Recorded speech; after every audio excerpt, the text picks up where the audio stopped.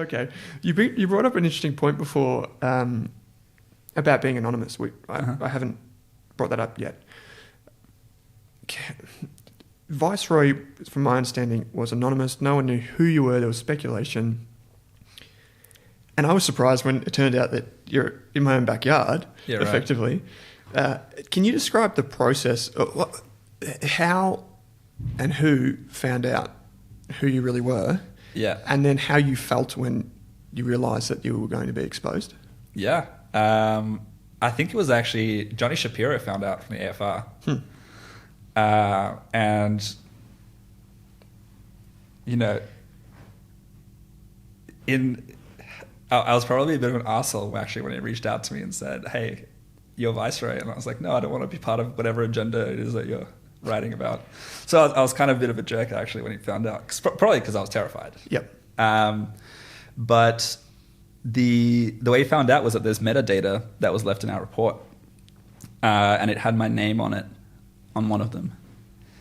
And then when you say metadata, for people that don't know, it's basically like, I mean, it's not like my name's not written on the report, but if you look at the properties of the document, and like I think it was the author of a picture or something in the document was. So you've got this picture, you've inserted it in a document, which has then been uploaded. Yeah, and then if you scan the back end of the document almost, it's got my name on it.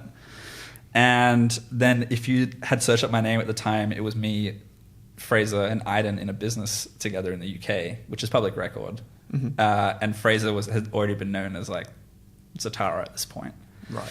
So I think it was at that stage pretty obvious. That, join the dots kind of thing. Yeah. And yeah, it was terrifying because I didn't really know what to expect. And we got a lot of like support. I think I got like hundreds of emails that day, being like, "Oh, you guys do great work. Don't worry about all the crap." But yeah, there was no doubt, like with all the, I guess, shit stirring that we did, that there was going to be some bad press, and there was. So and it was strange, right? Because I mean, Fraser was a social worker. I was 23, I think 23 or 24. And Arden was 24.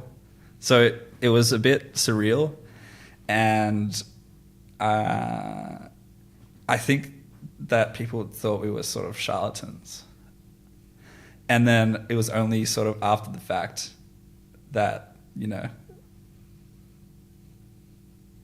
after sort of we kept writing up great stuff, and then it's sort of kind of flipped, and now I think people are okay with 225-year-olds like telling them that this stock's crap. Well, let's put ourselves in your shoes. You've written about these companies overseas, these huge companies, even some close to home, and they've collapsed effectively. I was, when I was doing my prep for the show, I was talking to people saying, like, this is real money that people, you know, they don't care who is responsible. They just want to know, because their stock has gone from $1 to 5 cents. They want someone to be responsible. So I was thinking that would be pretty daunting to be the one that everyone is focusing on, not the actual issue, but they're focusing on you. Yeah. And then, you know, you never know who's going to come knocking on your door. Do you ever worry about that?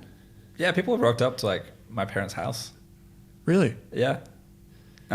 We had like people trying to serve us, debt collectors. Yeah, right. Quote unquote, knocking at, you know, leaving cards and stuff in our doors. But it was, I think for like a good month, I was just a wreck. And we got sued that month as well by my medics, which was eventually dropped. And now we're suing them back. But at the time, it was just like so overwhelming because I had very little like recourse at what I could do if, you know, things really turned south. But it turned out fine. And then at that point, I would just stop feeling sorry for myself and was actually just start going back to work. And it was great. And now I think that there is an inflection point where it's probably safer to be public than private, because like if some crazy did find out who it was and came after me, I think it'd be very difficult to explain to people why.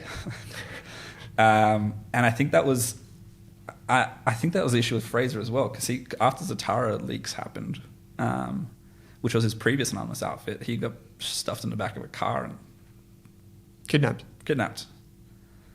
Right. And told to like never write about this company again. Right. So he just wrote more, which is great. So what did you what? That was weird for me as well, because I thought that would happen to me when I was like public. But then I think the more you think about it, it's like if something really did happen to me, it'd probably be really bad. I mean, it's very obvious why to a degree, but no, it's a bit creepy. I think it happens to a lot of the other short sellers as well. To be honest, they get it's a short seller treatment. It's not good. Yeah.